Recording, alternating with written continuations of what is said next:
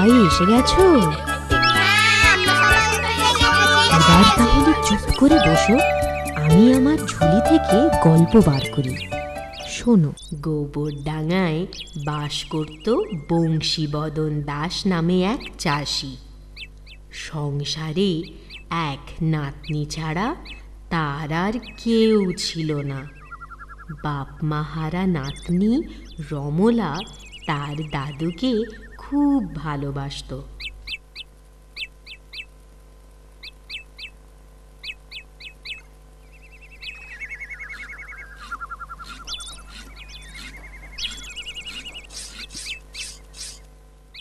বুঝলি নাতনি, বয়স বাড়ছে, আর খিদে, ঘুম, চোখের জ্যোতি, দেহের বল সব কেমন কমে আসছে। তবে একটা জিনিস এত এত অভাবেও কমেনি, স্বপ্ন। তোকে নিয়ে কত স্বপ্ন আমি দেখি জানিস। ভালো ঘরে তোর বিয়ে হবে, ভালো বর হবে, আর দাদু বর হবে। আবার সেই তুমি আমার বিয়ের কথা বলছো। ও মা, না বলে উপায় কি নাতনি? তুই বড় হয়েছিস আর আমি বুড়ো। দুটো বাড়ি আমাদের জন্য অপেক্ষা করছে রে। আমার জন্য জমের বাড়ি, আর তোর জন্য শ্বশুর বাড়ি।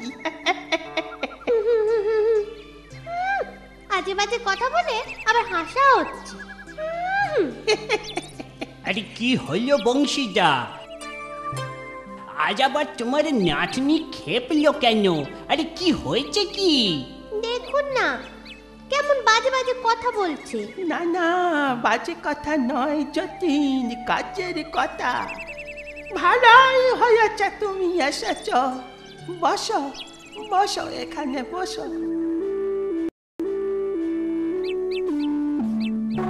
হ্যাঁ বসুন, আপনারা গল্প করুন, আমি যাই রান্নার কাজে।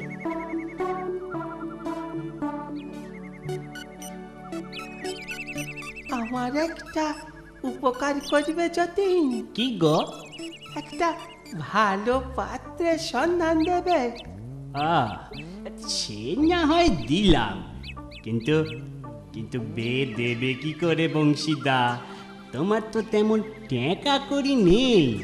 সেই আমি ভেবেই রেখেছি, ওই চাষের জমি এই বাড়ি বেচে দেব।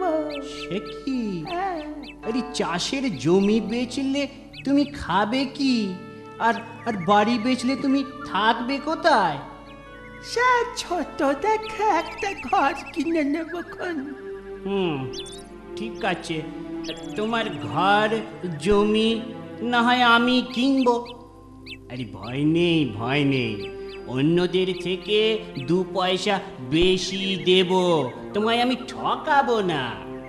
বাঁচালে বাঁচালে যতীন, তুমি আমায় বাঁচালে। শোনো শোনো বংশীদা শোনো, এ বাড়ি কেনার পরেও তোমায় কোথাও যেতে হবে না। বাকি জীবনটা তুমি এখানে এই বাড়িতেই কাটিও। না না না না যতীন, তা হয় না। তুমি ভালোবেসে সুযোগ দিলেই আমি তা নেব কেন? আচ্ছা যতীন, তোমার খোঁজে কোনো কম দামি বাড়ি বিক্রি আছে নাকি? না গো বংশীদা, তবে তোমার জন্য খোঁজ নিয়ে দেখতে পারি। রতন, এই রতন! আরে মামা, তোমরা এসে গেছো? যাক, এবার আমি নিশ্চিন্ত হলাম। বংশীদা, এ আমার ভাগ্নে রতন। ছেলেবেলায় বাবা মারা যাবার পর ওর মা মানে আমার বোন মিনতি ওকে বড় করে তোলে। ও তাই বুঝি? 6 মাস হয়ে গেল আমি আমার মাকেও হারিয়েছি। আহারে, তা তোমার ঘর বেচে দিলে যে? ওই আপনাদের থেকে যে টাকা পাবো তা নিয়ে আমি শহরে যাব বাণিজ্য করতে। বাবা বাবা, খুব ভালো খুব ভালো। তা বাবু ব্যথা করবে কবে? ও দাদু, তোমার সেই এক কথা। বুঝেছি বংশীদা, আমার ভাগ্নিকে তোমার পছন্দ হয়েছে। আমি বলি কি, আপনারা ঘরে যান, আমি পুকুরে ডুব মেরে আসি। আজ দুপুরেই শহরে রওনা দেব। ভাগ্নেও লজ্জা পেয়ে পালালো বংশীদা। চলো চলো, আমরা ঘরের ভেতরে যাই। হ্যাঁ হ্যাঁ, তাই চলো। রতন ছেলেটা বড় ভালো, একেবারে রত্ন, তাই না? হবে হয়তো। বড্ড একা, ও ঠিক আমার মতো। তোকে আমি ওর হাতে দেব নাতনি। শোনো, তুমি বসে বসে স্বপ্ন দেখো, আমি যাই। ঘরদোর গোছগাছ করে গা হাত পায়ে একদম ব্যথা হয়ে গেছে। এদিকে আবার রান্না না করলেও নয়, কি যে করি। তুমি বসো গো মেয়ে, আমি রান্না করে দিচ্ছি। ওমা, তুমি তুমি তুমি কে? ভয় পেও না, আমি তোমার কোনো ক্ষতি করব না। 3 বাড়ি রান্নার কাজ করে সংসার চালাতাম, তাই আজও রান্না করার শখ যায়নি গো। কিন্তু কিন্তু তুমি কে তা তো বললে না? আমি রতনের মা গো, রতনের মা। তুমি এখনো এই বাড়িতে থাকো? ধ্যাৎ, পেতনি কখনো বাড়িতে থাকে?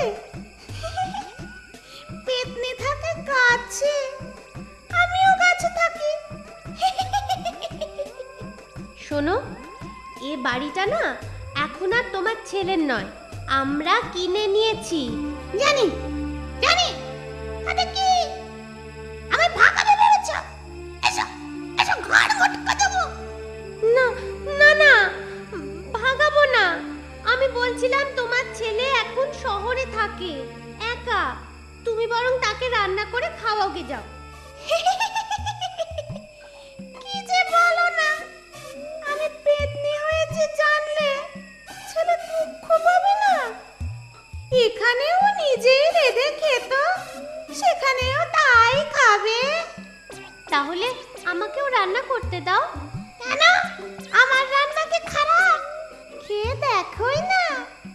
বেগুন কেটে দাও, আলু কেটে দাও, আমি রান্না করছি। মাছের ভিতরে ঝোল, আলু বেগুনের ঝোল, খেতে ভালোবাসি আমি কাজের মাসি।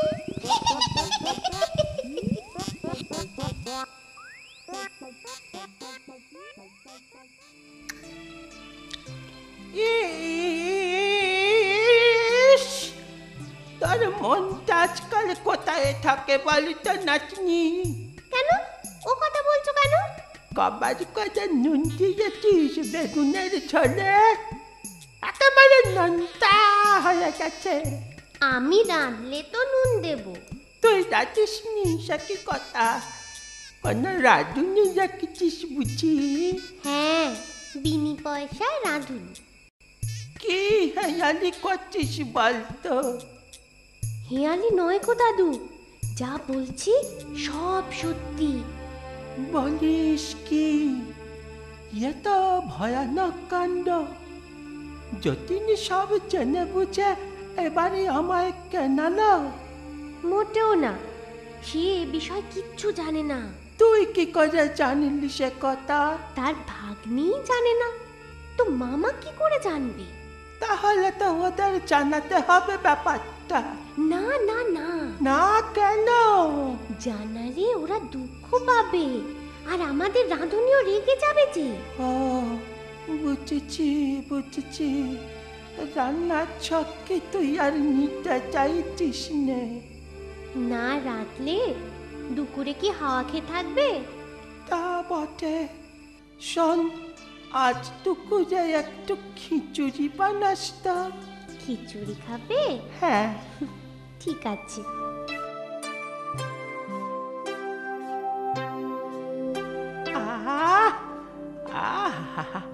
দুপুরের খিচুড়িটা বেশ ভালোই বানিয়েছিলি নাতনি। তাই রাতের জন্য রেখেছিস তো? বাঁচলে তো রাখবো। একটু বেশি করে বানালাই পাত্রিস থেকে যেত। একটু কেন, অনেক বেশি বানিয়েছিলাম। তাহলে থাকলো না কেন বল? তুমি কবার করে চেয়ে খেয়েছো মনে আছে তোমার দাদু? ও, অনেক বাজ করে চেয়েছি বোধহয়, হবে হয়তো। তা রাতে কি রান্না করছিস? আলু বেগুনের ঝোল, মাছের ভেতর ঝোল, খেতে ভালোবাসি আমি কাঁধার মাসি। আজও কি আলু বেগুনের ঝোল রাঁধবে? হ্যাঁ এছাড়া কি আর কিছুই রাঁধতে জানো না? হ্যাঁ জানি, বেগুন আর আলুর ঝোল। সে তো একই হলো। তাহলে তাহলে শোল মাছ নিয়ে এসো। এত রাতে মাছ কোথায় পাবো? ঠিক আছে, উপর থেকে আমি ধরে আনছি। তা নাতনি, শোল মাছ পেলি কোথায়? সে এনেছে। ও, সে। ইস, আজ নুনে পড়া। পেতনিরা এত বেশি নুন খায়, জানা ছিল না বাবা। আস্তে আস্তে, শুনতে পেলে আর রক্ষে নেই। রক্ষে আর পাচ্ছি কোথায় নাতনি? কাল দুপুরেও রান্না সেই রাঁধবে বলেছে। আবার দুপুরেও? এ তো মহা জ্বালাতন হলো না। একটা উপায় না করলেই নয়। আমি কালকেই যাব ওঝা ডাকতে। খবরদার, খবরদার বুড়ো, ও কাজটি করলে আগে তোর নাতনির ঘাড় মটকাবো। না না না না না না না না, এই নাক মুলছি, এই কান মুলছি, আর কখনো ও কথা মুখে আনব না। ঠিক, শুধু মুখে নয়, মনেও যেন না আসে। ও বাবা, তাই হবে রে। বংশীদা, এসো এসো। এই, তা তা তোমায় এত রোগা আর মন মরা দেখাচ্ছে কেন বংশীদা? বড় অশান্তিতে আছি গো যতীন। আরে আরে, অশান্তি? কিসের অশান্তি তোমার এত? 1 মাস হয়ে গেল, দিনে রাতে খালি নুন পড়া খাবার খাচ্ছি। কিন্তু রমলার রান্না তো ভালো, নুন পোড়া হবে কেন? আরে না না, জমলা তো রান্নাই করে না। তোমরা যে কি বলছো ছাতা, কিছুই আমার মাথায় ঢুকছে না। ইলাম একটা খুশির খবর দিতে। খুশির খবরটাই শুনি, দাদুর কথা শুনতে হবে না। শহরে গিয়ে রতন 1 মাসেই বড় লোক হয়ে গেছে গো। এবার আর তার বিয়েতে আপত্তি নেই। যাক, বাঁচা গেল। এবার জমলার সাথে আমিও সহজে থাকবো বাবা। এবারেতে আর নয়। সে কি গো বংশীদা, জামাইয়ের ঘরে থাকবে, তোমার নিজের ঘরে থাকতে? আরে বাবা, হ্যাঁ হ্যাঁ হ্যাঁ, তাই থাকবো। রোজ রোজ আমি ওই নুন পচা খাবার খেতে পারবো না। কি মুশকিল, নিজে রান্না করে যখন খাবে, নুন না দিলেই তো পারো। আরে বাবা, সে কি আমার রান্না করতে দেবে? কে? আরে তুমি কার কথা বলছো বলো দেখি? এখানে নয়, আস্তে আস্তে, এখানে নয়, চণ্ডীতলায় চলো, সব বলছি। এ তো ভয়ানক কাণ্ড বংশীদা। তবে আর বলছি কি, একটা সমাধান করে দাও যতীন। রতনের সাথে রমলার বিয়ে দিয়ে দাও বংশীদা, তবে এখানে নয়, কোথায়? ওই শহরে। সেই আমার কথাতেই তো এলে সব। না না না, আমার কথার মধ্যে একটু তফাৎ আছে। কিসের তফাৎ? তুমি তুমি এ বাড়িতেই থাকবে। যতীন, সত্যি তোমার মাথাটা একেবারে খারাপ হয়ে গেছে।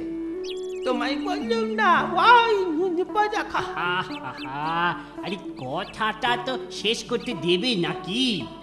না, বলো বলো শুনি। হ্যাঁ, শোনো শোনো, রতন তার নিজের ভিটে ফিরতে চাইছে।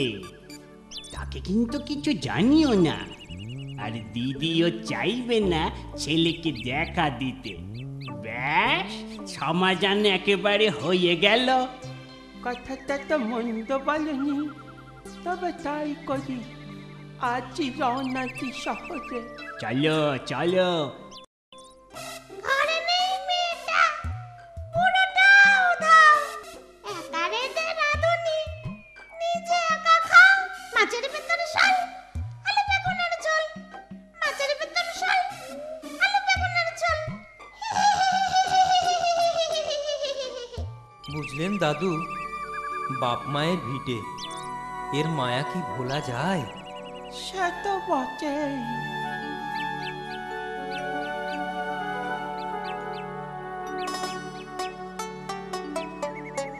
এ বাড়ি আবার আমি কিনেই নেব। কি যে বলো না, তুমি আমার নাতি জামাই, এটা তোমারই বাড়ি। না না, তা হয় না। ঘর জামাই আমি থাকতে পারবো না। কি বলো রমলা? সে তুমি যা ভালো বোঝো। তোমরা ফিরেছো দেখছি। হ্যাঁ মা। মা, কে তোমার মা? আপনি আপনি আমার শাশুড়ি মা। রতন তোমায় বিয়ে করেছে বুঝি? ভালো, তুমি ভালো মেয়ে। আজ আমি বেঁচে থাকলে তোমায় বরণ করে ঘরে তুলতাম। আজ আপনি রান্না করবেন না মা? খেপেছো? শাশুড়ি রান্না করবে আর তুমি পায়ের উপর পা তুলে গিলবে, সেটি হবে না। তবে আমার অবস্থার কথা ছেলেকে জানিও না। জানালে রতন কষ্ট পাবে।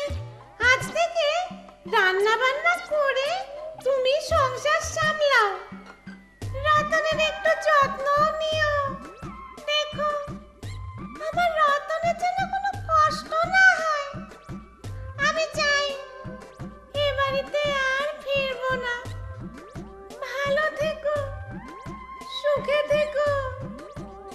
প্রণাম শাশুড়ি মা, প্রণাম। আপনার আদেশ আমি সেই মনে পালন করব।